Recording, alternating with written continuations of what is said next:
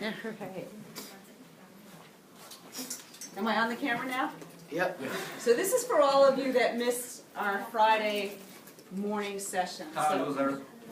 We will videotape us eating pie later just to make you jealous. But anyway. All right. And delicious mango. So on Wednesday, we ended the class with looking at a polynomial function, right? It was x cubed minus 13x minus 12, right? That was the polynomial function we came out with based on the requirements that it had to have a root at -3, -1, and 4. Remember that?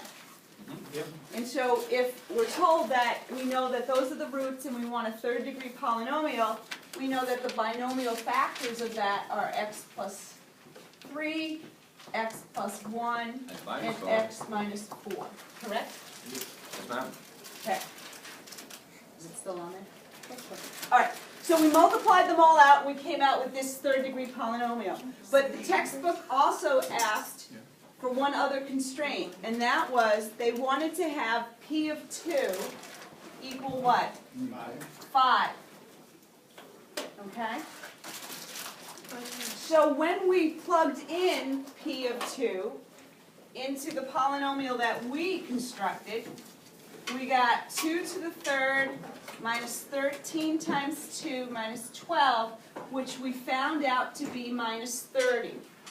So this polynomial here, though a third degree with those roots, does not satisfy the p of 2 equaling 5. So how do you figure that out? Can we try on this middle parenthesis like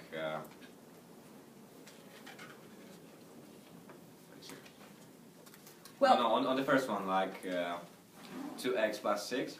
right, so we know that when we solve this for the 0, x plus 3 equals 0, right? We know we get x minus 3. But if I had 2x plus 6, I just multiply the whole thing by 2. I get the same thing, x equals -3. So if we can use that concept to figure out what the coefficient has to be that we multiply this polynomial by, that would be great, okay? So we could guess and check. All right? Or we could say, how different is 5 and -30?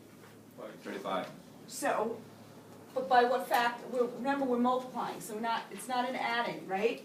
If I want the same root, I'm multiplying here. So what's the multiplication factor? 6. Minus. Minus 6, okay?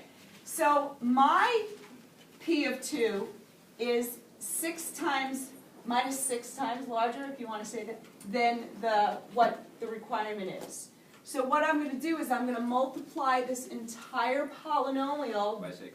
not by 6, Negative. not by -6, -1/6, right?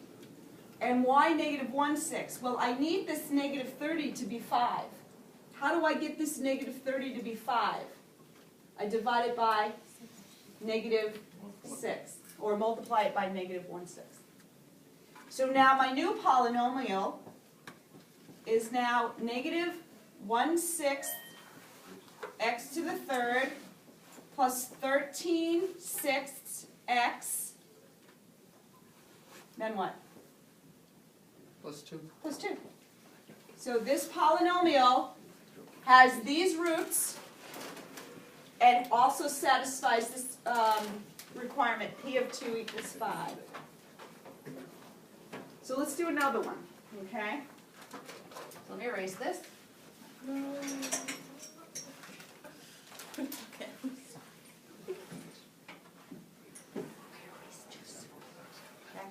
So suppose I gave you x cubed plus 6x squared.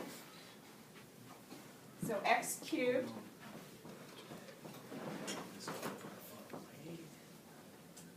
plus 6x squared minus x minus 30. Okay? So there's my polynomial. And I'll give you some information about it. Oh, I'm doing the wrong one. Sorry. It happens. Erase that.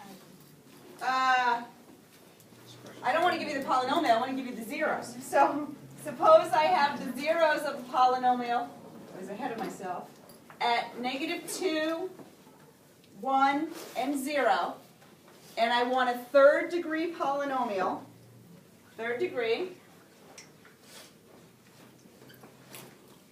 and the polynomial must satisfy the property of p of -1 must equal 1. I can do it. No, -1. Sorry. All right, so at your desk, go ahead, write out what the binomial factors would be, and then multiply them together. You want to get on video? Hold on, I'll get you better. Too so shy. Can I say hello to my parents? Go ahead. Hi, mommy. Hi, dad. Would you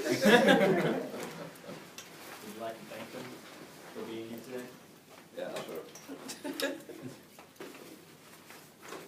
Big boy now. I don't have a better one, so go ahead. Okay. Oh, yes, I do. Here, I found it. Yay! Thank you. All right, so what are the binomial factors?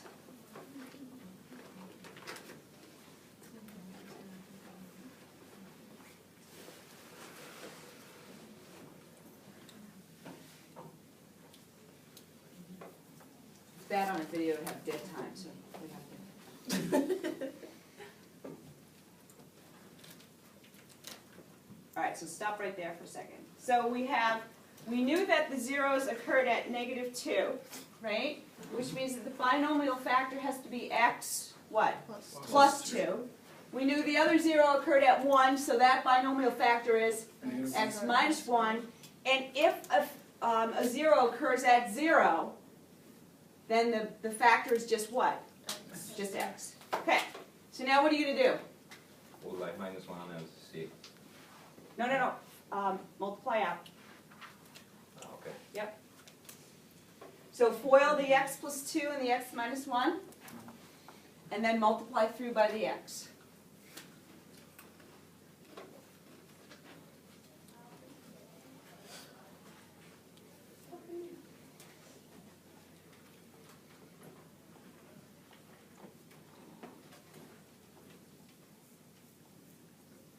And you should come out with what degree polynomial? Third degree, right? Because that's what I asked for. Plus, I gave you 3 zeros. Just because I gave you 3 zeros doesn't necessarily mean it's a third degree polynomial. But that was one of the requirements that I said it was going to be a third degree.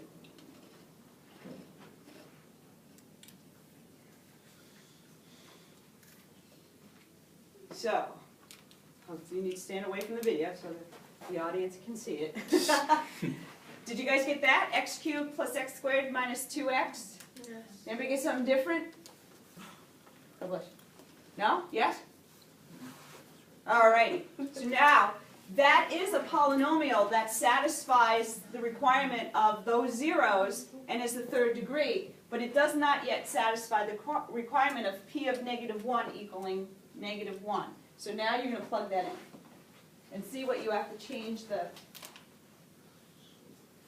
coefficients by. So plug in p of -1 into your polynomial.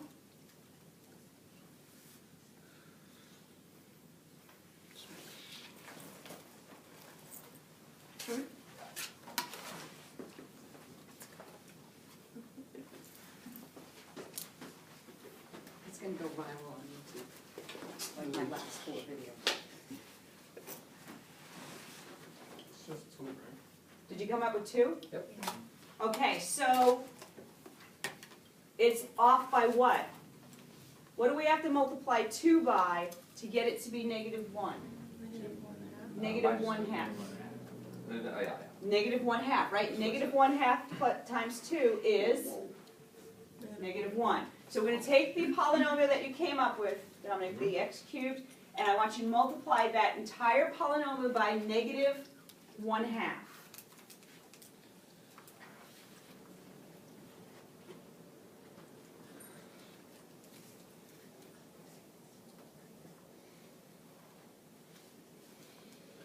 So -1/2 x cubed minus 1/2 x squared plus x. And that is the polynomial that has zeros at -1, 1, and 0 is a third degree and satisfies the requirement of p of -1 equaling -1. Should it be negative x? Well, no, because what is -1/2 times -2? Oh yeah, it is a negative side, yeah. And I knew you probably thought somebody at home would have that question, so thank you for asking it. All right.